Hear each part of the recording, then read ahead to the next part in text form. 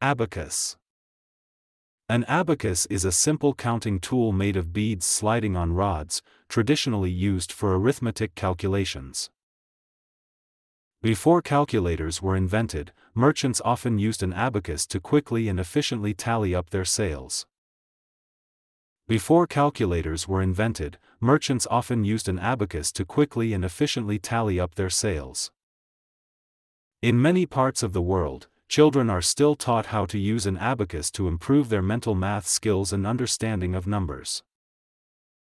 In many parts of the world, children are still taught how to use an abacus to improve their mental math skills and understanding of numbers.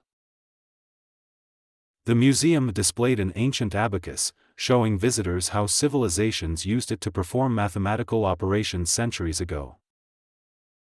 The museum displayed an ancient abacus, showing visitors how civilizations used it to perform mathematical operations centuries ago.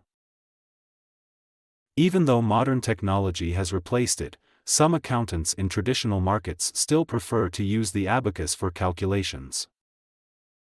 Even though modern technology has replaced it, some accountants in traditional markets still prefer to use the abacus for calculations.